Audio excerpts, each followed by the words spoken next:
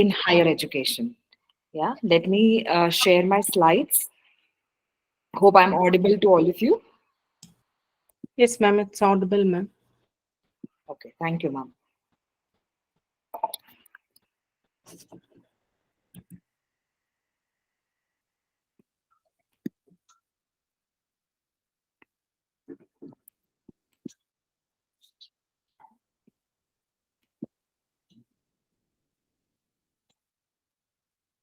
Okay, so in this faculty development program, I'm very happy that they include a topic called as mentoring, because this is some area where we all neglect, thinking that you know, academics is important, marks is important, getting good accreditations in NAC and MBA is important.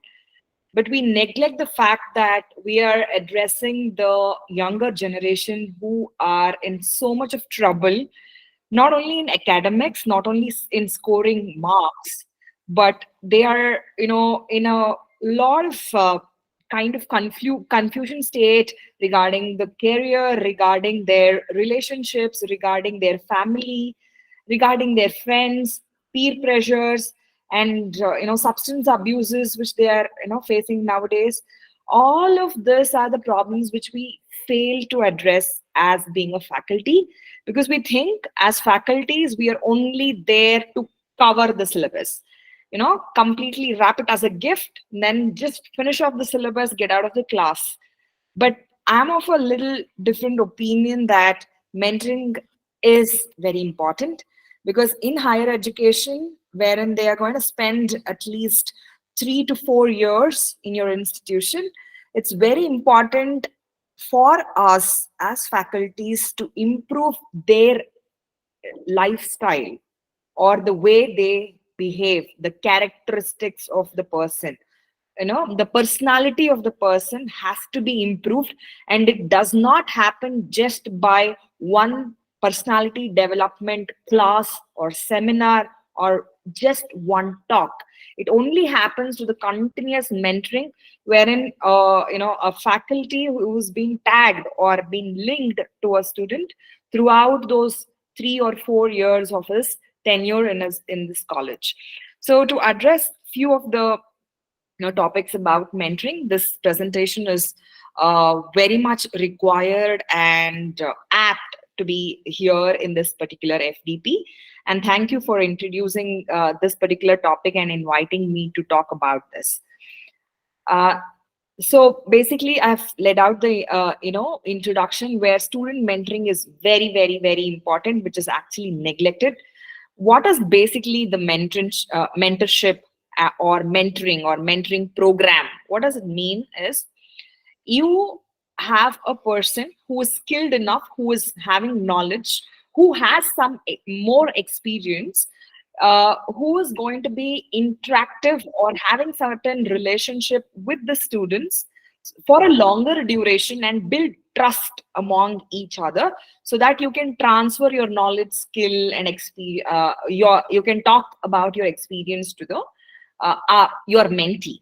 So in this mentoring, there are mainly four models, which is here, which is traditional, one-on-one. So what does that basically means is, you have one mentor and one single student. You're going to give a personalized guidance or a support to that particular person. So either you have a mentoring session one-on-one, where you call your student in a particular hour of time, when probably it's a lunch time or a short break time, and you diligently just keep asking questions and let them answer, wait, give them your time, and start mentoring. As in, just don't keep tutoring, do this, do that, do that, do this, but ask questions. What are they going through in life? What is that they are facing as a difficulty? What are the challenges they are facing? And you don't just start up with the answer. First, ask them, do they find or do they see any answer to that question, or do they see any answer to that problem which they are facing? Only when they are stuck and they are not able to get out the answer from inside, Then you bring up your experience and skills into the picture and tell them, this is what I have done in my future, in my past. And if it all suits you in every manner, you can try and apply that as well. Or you can, even if you have not done it for yourself, you can tell them that I have seen that happening when they have applied this. Okay, so let's say if in case it is a career guidance, then you can talk about different things what a person should do. And that you can't do it at the end of the when they are in fourth year. You can't start telling them where they have to go or what exam they are supposed to take to get into, let's say for example, there is a BCom student. Now he wants to get into a management field. So he has to know that there is an exam called as CAT, which he has to crack it. If in case he does so, he gets into IIMs, if he is targeting in India. Otherwise, if he is targeting somewhere abroad, then he'll have to write GRE, TOEFL. So for that matter, you yourself first of all should know about it, and then you should be able to give that kind of guidance. And this problems may not be the same for everyone. That is why an individual single assistance personalized guidance is required. And your expertise in the field, I mean, everybody cannot be a career guide or career mentor, but we all are humans. We all have a human touch. We all can empathize. So at least for that part, as in if there is family issues or relationship issues, if there is issue of the behavior of a student in itself, is he going into a hands of bad habits or peer pressure, that you can try and find out when you start asking questions traditionally one-on-one. Yeah, that is one type of mentoring model. The other modeling is between peer mentoring. So instead of you going and talking to one-on-one, what you do is going to pair different students. You have, let's say, 20 students under you as a faculty, then pair 10 different pairs, and pair each of them, make them do the mentoring for themselves. And then you as a monitor just keep monitoring around as in what is going on. And finally, after few months or so, you can actually do this traditional one-on-one to understand how much it has been affecting them. So what happens when you do the peer mentoring, you should always be very careful on whom are you pairing. You're always supposed to pair a weak learner with a strong learner, or a person who is actually not having the ability to cope up with whatever academics pressures or academic uh, you know mm, endurance which they have to have. If they don't have, pair them up with someone who has it, so that the the person who has that endurance will pull up the person who is a slow learner as well. So this is a very effective method, because when you as a faculty are asking, they may not open up to you too much. But when it is a peer member, a friend of his, or a classmate of his, it's easy for them to open up and find answers. So this is again a great method. If you find that it is going to be, if you have a mix in your mentoring batch which is having both positive as well as the negative side, then you can always do this. Group mentoring is where you have 20 students all together, you put them in one place and start talking about the different things they will have to develop as a person to go to greater heights, right? So this is like a seminar in itself, but here you don't have a too much of group. It is not like 160 or 50 members. It's a very small group, but still making an effect on individuals. So in this case, you can make them do some small activities to understand what is teamwork, what is collaboration, how do they learn. I mean, you can make them a group of 5 and give them some tasks to do, and finally debrief them, telling that this is what this activity means. Yeah. So for some of the activities in our college, we have something called as T5 or TW5. T stands for talk for 5 minutes, or it has its time management transformations. There are 5 different acronyms for T. So what we do as mentors here for those 20 students we have is we make them into groups Let's say I have a time management class today. I don't directly go to the class and tell, hey guys, we have time management class.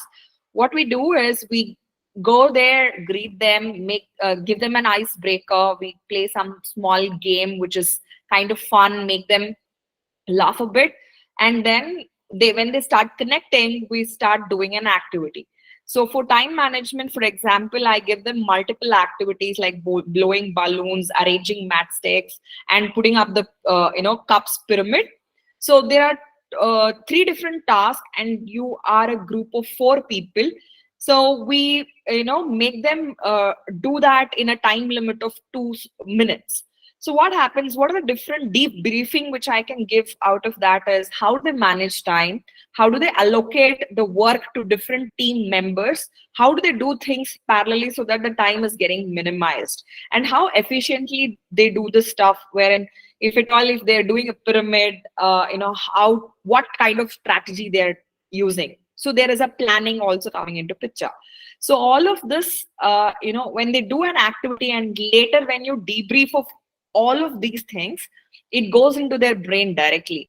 Yeah, so you can tell them, okay, this is what I wanted you to learn, and I want you to implement the same things whenever a work of academics is being given to you as well.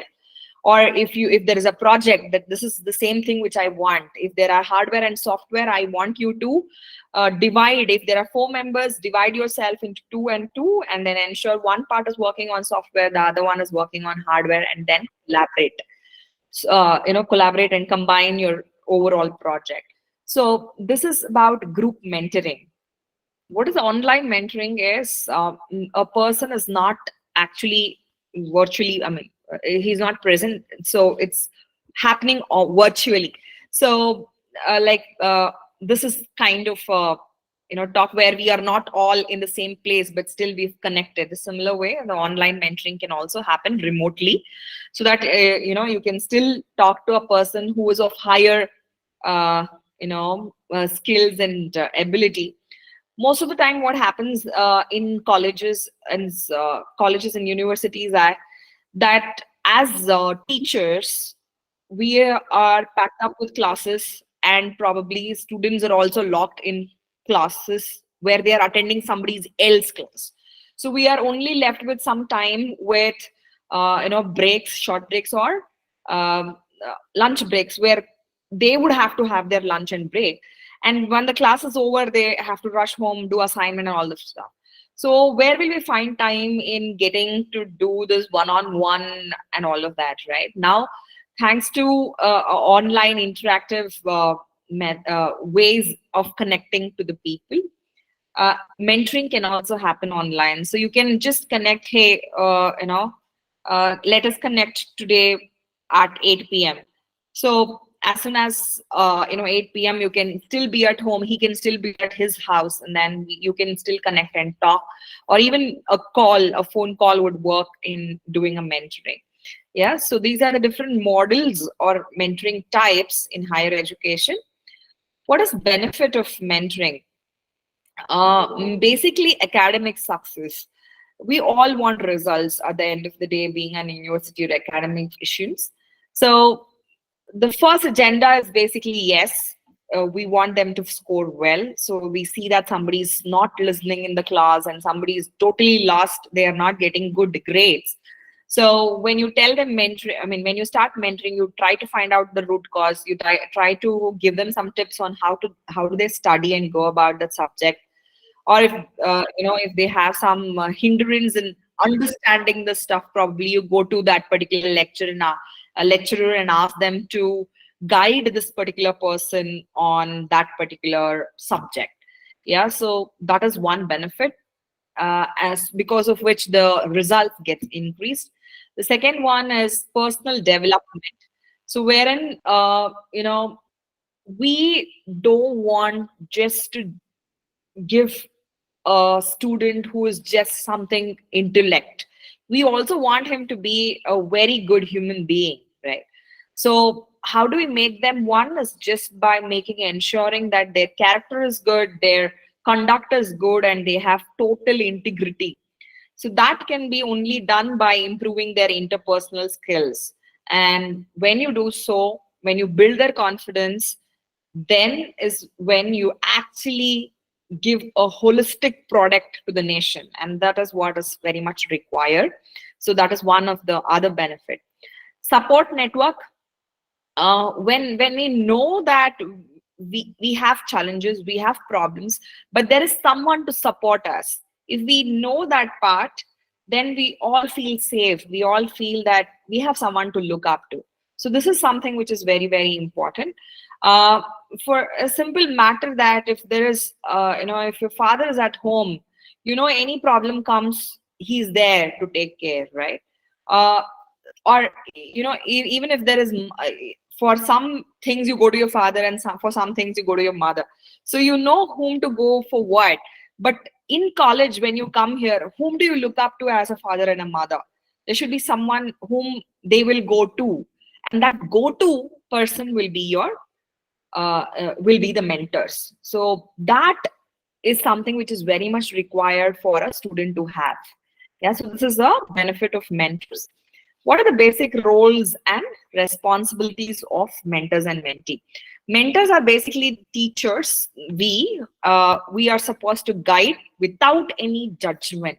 So please underline the word of being making judgment, passing comments. If somebody comes and tell me this is my problem, if I go out to the staff room and then tell everyone about, oh, this girl had this problem, this boy is someone who told me this is his secret. So if I start doing that, what happens, the other faculty will start looking at that particular person in a different way, because of which your mentee will stop telling, will stop trusting you, will stop telling everything to you, right? So as a mentor, you're supposed to ensure that you're going to give guidance, and without judging anyone, without criticizing anyone, constructively trying to build their personal and professional growth. That should be the main agenda of a mentor. Mentee, mentee as in your students, should always look up to you, basically, as in they should be doing all the work which you tell them to do, should totally believe in whatever you're trying to tell them. They should be able to connect to you, and they should be able to set goals. So what is we will be talking about setting goals a little later. So these, going in more detail, guidance and support without any judgment, even academic and career advice. So in terms of academic advice, what I suggest is, if they are in, let's say, BCom or BBA or BE, all of us know that presenting papers have a high impact on their career. Doing a little project which is life and social impact, which has a social impact, is very much important. Getting patents is important. Getting internships in a good company, recognized company, unpaid internships, unpaid as in you as a student will not pay to the institute, but institute will be paying to the student. That is important. So if you start telling them the day, or like probably the first semesters when they come to you as your mentees, that will be the great thing for them to grow academically. So you are supposed to talk about all of these. When it is career, so you will have to, probably this should be something which is going to, you will all think that it should only be at the last semester of their whole you know academic, but no, it should start from the first year or the second year itself, because they will have to prepare for it. It doesn't happen overnight, right? They can't start preparing for uh, certain exams like cat and all of that just in 1 year. So they should know what they should be what they should be doing going forward. So they should start preparing for that. So you have to also give them career advice. Personal growth, I've talked about this, but self awareness is something which is very much important. What about self awareness? What does self awareness basically means is, you as a person, do you know everything in and out about you? As in, do you know what is your strength? what is your weakness, what are your opportunities and threat, the SWOT analysis. Other than that, how do I see myself? What is my self image? Okay, so how confident I am, what is the thing which is very easy for me to do, what is the thing which is very difficult and I struggle, right? So knowing about the self itself is a huge topic in itself. So that is something you need to make your mentees realize. It is very, very important for anybody, any person. If they have to grow, the first step is to have a self awareness. So first of all, we as teachers should have self awareness, and then go ahead, teach your mentees about how to be self aware, what values do we follow, right? All of these, and what are my aspirations, what is my goal, have I set my goal, right? So all of these are important, being aware of the self. These are some of the characteristics of an effective mentors and mentees. Characters: experienced and knowledgeable. Obviously, if I'm not experienced enough and I don't have knowledge, your students will not hear to you, right? So that's why I should be, first of all, experienced in the topic which I'm talking, and I should have some knowledge about that particular topic. Good listener and empathetic, very, very important. We as teachers, we're always in a hurry to tell people, want just to give advice. But no, we have to stop back, ask question, let them talk, let them talk. So this is what is going to make them open up, so that they know that there is someone to listen to me. They are acknowledging what I'm trying to tell, and I'm being empathetic. Empathetic meaning I understand the situation, I being there in their situation and trying to understand the whole way. And throughout, I'm not going to be judgmental. I'm trying to understand and trying to empathize on what they are trying to tell. Provide constructive feedback. Not always tell this should have happened to you, because you did that. This is what this is. Whatever bad has happened to you, it's really good. I mean, that means if you make such kind of statements, students will again not be able to open up to you. So if at all you want to tell something which they have to improve, then you will have to tell it in a way which is very nice and sweet, so that it goes directly into their heart and ensure they change by themselves. Instead of taunting them or scolding them, giving a constructive feedback is very much important. Yeah, constructive feedback can just be that, see, this internal one, you've not scored well. May I know what are the reasons for it? So they come up with some reasons, and then, okay, I understand that, but tell me, what is your plan for the next internals? How do you plan to score well? So now, when you tell what are your plans, the students will start thinking on, okay, should I really do a plan for my second internals? Okay, if so, then what is that I'm supposed to do? Now, when they start thinking, they come up with different ways, and then, okay, then you can tell, fine, start implementing it. Have you started implementing it? If no, then start it now. Then you start actually making them think and do the implementation, do the action.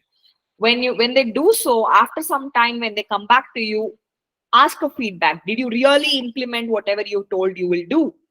Right? So this closes the loop, and you're actually giving some kind of a feedback to them onto telling how to improve.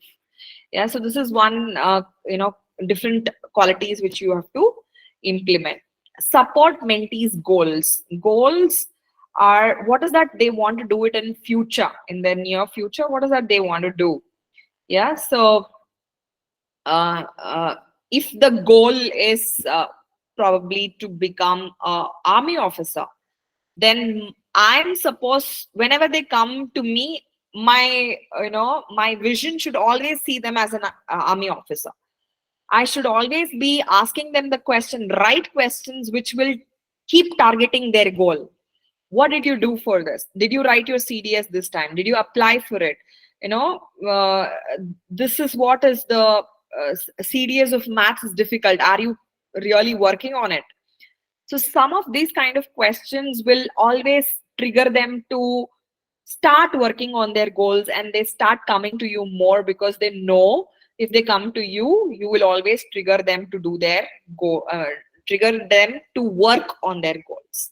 Yeah, so these are some of the qualities of a mentors and responsibilities of a successful mentee. We've already talked about it, but just some more points: participate in and engagement, do whatever the mentor tells you, being open to the feedback. So some students, you should tell them at the starting itself, these are your responsibilities.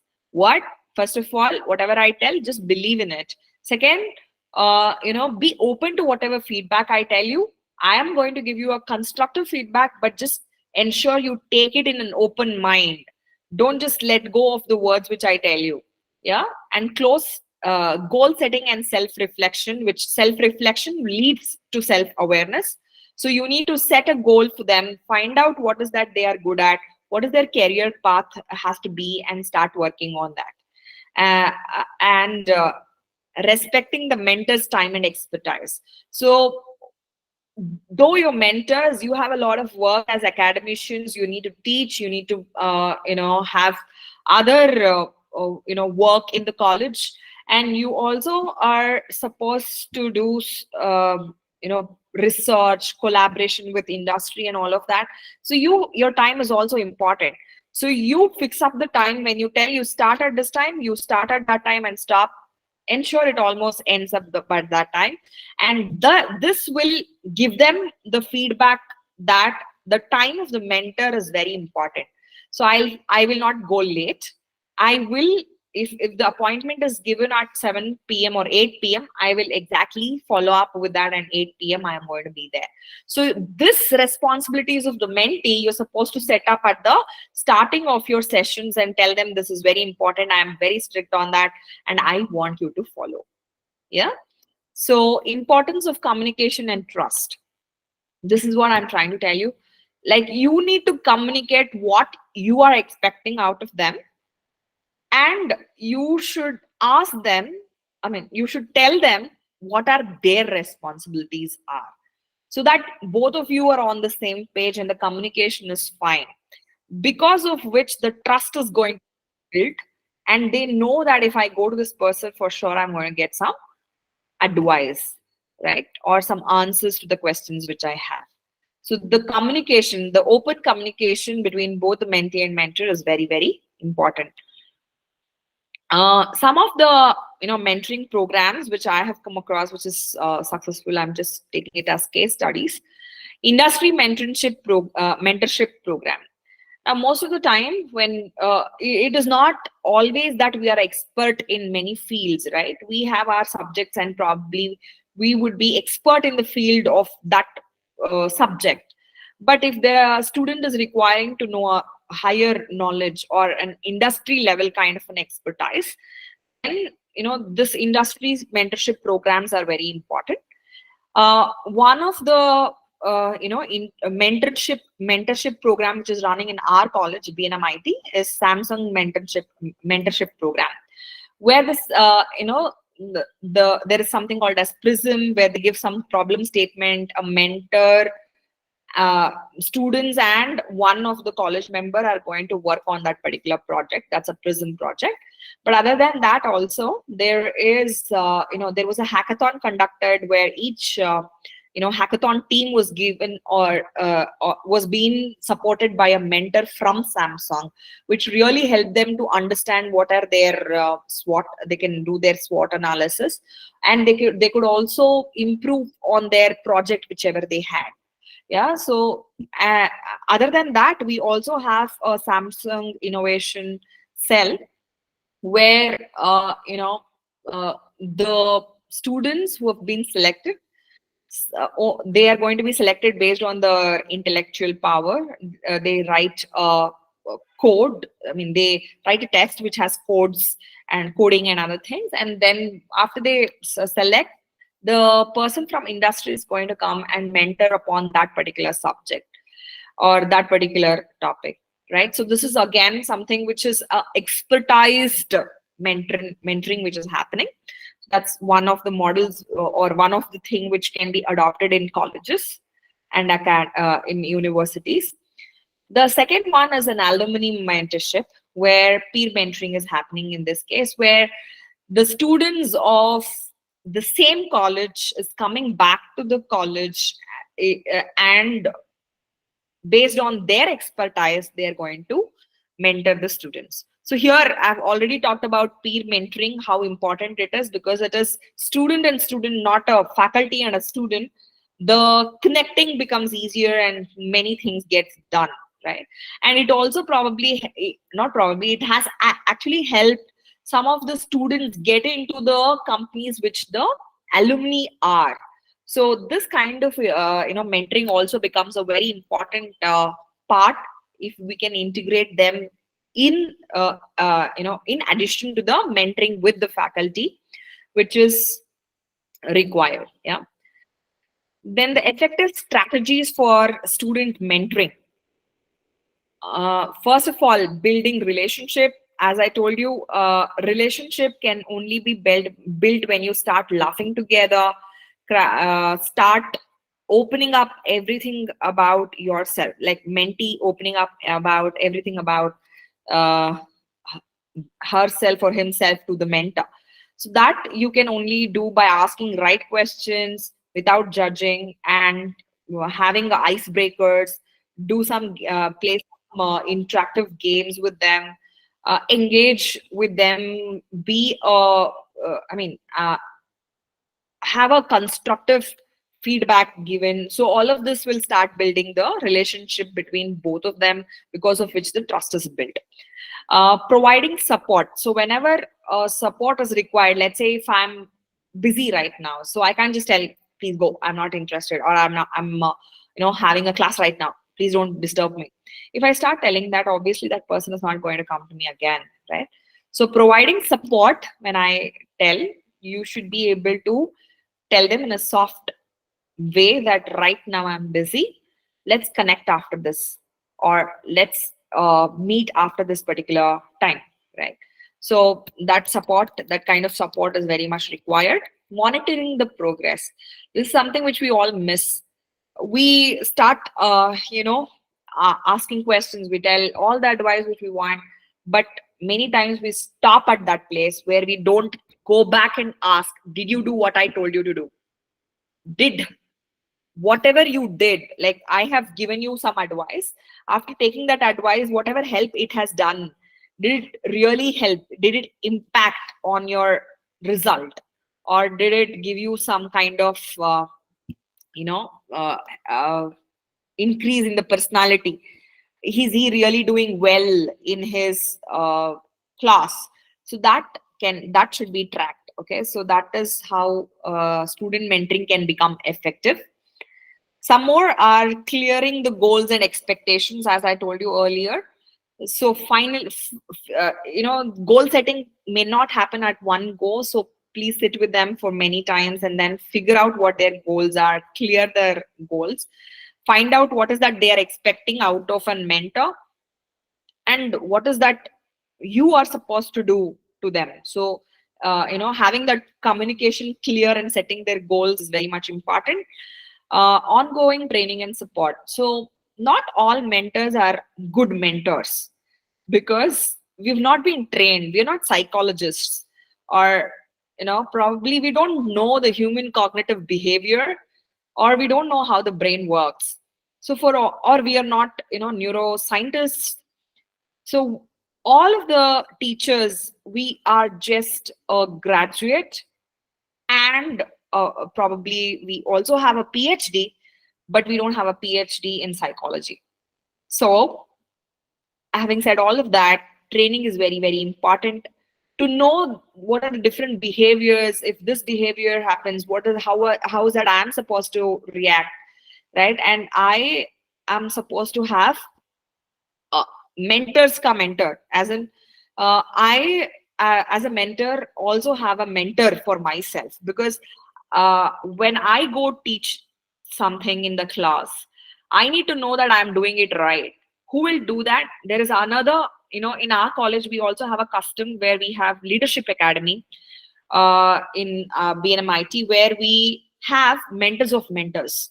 So as we are all teachers, we have been trained how to teach well and how to behave or interact with a student, where we will be learning about what is the effective way of communication, what is the teaching learning process, what are the different activities for my technical topics which I'm teaching, what are the things I can do, how do I retain, how do I make the students retain the topics which I have taught in the previous class. So for all of this, somebody has to teach me the techniques. So that is something which is something which is very much required. So the colleges and academy universities should take up the ownership on appointing the mentors for all the teachers, so that they know what is basically the meaning of mentoring. Regular monitoring and evaluation, I've talked about this, which is very much required. Impact of students mentoring. What happens when we start implementing all of these? The retention rate of the students, the dropouts is going to get less. The retention rate is going to go high. The number of graduates without failures is going to get high, right? Because you've been tracking that student, you've been telling them how to study, how to be effectively good, how to improve their personality, because of which the retention and the graduation rates will go high. Then enhancement in engagement and satisfaction. And this, dear friends, are something which is very, very important. Most of you would agree, if you go to a class and your 1 hour goes so well that everything you've told has been understood by all the students in the group, in the class, then the kind of satisfaction you have in your mind is too much, immense, that no money can buy it or sell it, right? So that is something which you are going to get if you improve a person's life by even 1%. The satisfaction which you get is very, very, very high. Yeah. So which no money can give you. That is something which is very important impact of mentoring a student. Yeah. And critical soft skills is going to get increased, because when you're trying to improve the person, you're improving his personality, because of which his soft skills, his skills which is required for him to be successful in life, his self-confidence, facing the failures, how to become a good leader, being employable, being success in his workforce, all of this is coming into uh, he's going to develop that because of the student mentoring. And academic performance and his confidence is going to go high.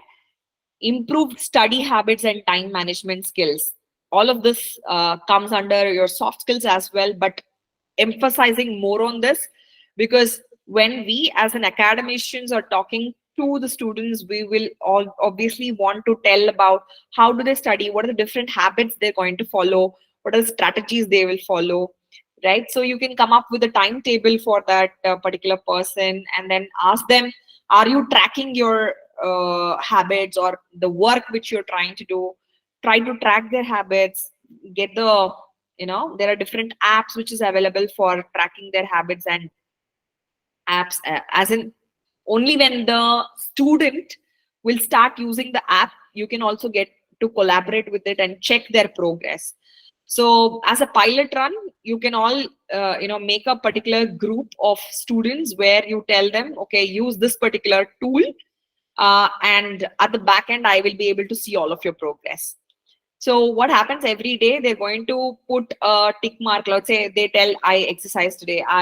There are different tabs which tells exercise, meditation, or, doing your assignment, doing your attending the class or not attending the class. So if they start putting tick on all of that, you at the back end will be able to see that, okay, person A has done all of these. Person B has missed the class today. Maybe there will be a reason which he can write in the comment as well. Yeah, so this kind of apps are available many places, so you can take them, use to track their track and improve their habits and their time management skills as well. Career exploration and decision making can also be enhanced, because when you are guiding them for career, they can find out what career suits them better, and they can give the proper decision they would be able to take because of your mentoring. Now, there are always challenges. What are some of the challenges for mentoring? Are limited resources and funding. So basically, resource here is time. Excuse me. It can also be, faculties, because if there are 20 people for one faculty, again, it's huge. You can't give your time for the regular, period of time. And funding, for that matter, if you want a specific mentor separately, there a counselor kind for the whole college, then it costs. The fund is also required, right? So that is something which is a challenge. Workload and availability. Workload, as in we all know, we all fall for it. Workloads depends on how many classes we have, how many students we have. The workload keeps changing and it differs. So based on that, even though I'm a great mentor, if I'm packed with teaching, I would not be able to mentor. So that's also one challenge which can be addressed by dividing the load across, no matter what. Seeing if they are a PhD, don't give them students at all. If it is an assistant professor, push all the students to them. That really will hamper the progress of mentoring, because mentoring throughout, uh, all the faculties are eligible to be a mentor. And even if it is a doctorate, if they are having a doctorate, it's more good because they have a lot of more experience on research and other things, so they can guide more. So on workload, you should be able to check on the availability and other stuffs. That's a challenge. Diverse needs and backgrounds. uh, for this, having the problems are going to be diverse. The people, the students who come are going to be from different backgrounds. They would have faced so many different issues. Even we would not be able to even comprehend that this kind of problems will occur, right? So we should be able to foster to the needs of different divers and different backgrounds which is there. Mentor Virtual mentoring is also one of the options, which is again challenging, maybe because of different, if let's say in the case of COVID, obviously it was required to have a virtual mentoring. So sometimes when there is a blockage between there is a geographical barrier or something, this kind of virtual mentoring will become handy. Then the best practices and success stories in students. There are structured program designs, and structured program designs are, you have a proper you know lesson plan kind of a thing. You do this, after that I do this, after that I do this. So that is a structured design for mentoring. Or in other case, you also have a continuous evaluation. Now you only give this much work to them. After that they finish that and come back to you, then you give the next set of work for them. So that is a continuous evaluation. Mentor mentee matching, that is again very much important, but not all the time possible in academics again, because you can't keep you know mixing up with who is going to go to which mentor. Then again, too much of combinations is required. Probably AI is also required to start matching. But as much as possible, if you can match the same branch students to the same branch teacher, that would be more of help. Yeah, so that is mentor mentee matching is also very much important. Some of the essential components like training the faculties is something which is one of the essential component. Having a curriculum for it, going with the proper expectations, all of these are important. Implementation consideration. So I need to check, okay, I want to do a activity. Do I have a class which will help me do that activity? So all of this again comes under the implementation part. Is it possible? So having such, if it is not possible, where do I go? Even the open ground should work. So you should be able to find out what the different ways or innovative ways to engage your students so that you get to connect with them. So these are something which is important. And case studies, you need to keep checking on different colleges and universities. What are they doing to connect and improve the quality of students, and start and implementing that. That would be a great thing to start off with. Then this is the last part of my talk. So how do we start the high impact student internship, mentorship program? So let's say today in my college, I want to start a new mentorship process or a program. How do I do that? Is first of all, I need to sit down and set my goals, identify what is that I am supposed to accomplish. Do I want most of my students to go into MBA, or I want most of them to get into job, or I want them to become entrepreneur? What is that I'm mentoring these students for? So find out what is that, and then start jotting down the different models which can work for it, right? Then after that, you start recruiting some people who is going to help you in that process. Let's say I've taken up the part of entrepreneurs, so I want most of my mentors to become mentees to become entrepreneurs. So I go up to already successful entrepreneurs and then ask them, can you help me get my mentees become entrepreneurs? Then getting the right people is recruit, then start training. Okay, look at training needs. What are all the things I'm supposed to require for making them a good entrepreneur? Probably books, probably some kind of knowledge in terms of what are the different capitals required, and or some kind of activities which is required to be done, designed. All of that will happen in the training phase. And then um, match, when we tell, maybe there are some places where girl students or mentees will be very much more comfortable with the lady faculties, and similarly boys will be comfortable with boy faculties, when gents faculty. So you can start looking into different matching criteria and start matching your mentors with mentee. Then you as a designer can just do the sneak peek onto checking in, is whatever I have designed, is it working fine? Then after checking in, whatever your observations are, start evaluating. You put up a checkpoints here and there and start evaluating those checkpoints. Did I accomplish this, whatever goal I have set at the starting, did I accomplish? If not, why am I not achieving it? And if something is wrong, something is that we will have to implement, come back and start designing that part and then continue the process. So this is some a high impact process of starting a new program altogether for a student mentorship. So I conclude the talk with these takeaways.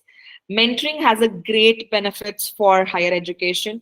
We as teachers should do it, not because we've just been assigned mentees. It's just not because it's our somebody has told that this is my job and I'm supposed to do. With whole and heart and soul, we are supposed to put into it in ensuring the students we have, we are supposed to enrich their personal growth, because of which our college, our nation is going to be the beneficiary. So in that vision, in that particular sense, we are supposed to start doing the mentoring, and we have to ensure that implementation is happening by doing continuous evaluation. That means we just keep giving advice, but are they really following it? That is something which is very, very important. When your goals are set, when you tell them the action plans, you ask them to do stuff, and have they done it? Have they come back to you and told, I have done this, this is the result of me doing that? That is something which is very, very important. Mentoring positively impacts the mentee, where it increases their confidence, their time management skills, their soft skills, their study habits, their career exploration. All of this is going to get improved and it has a higher impact in their life. Yeah.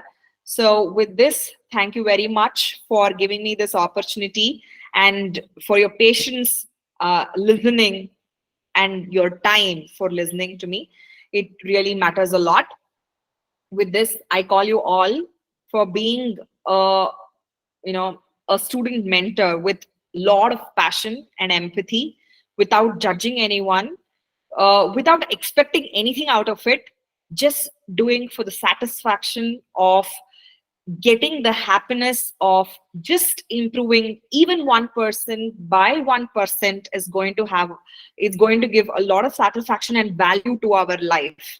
So being faculties, let's all aim and pledge to improve even 1% by 1% as in one student by 1%. Thank you very much for giving me this opportunity again. Over to you, ma'am.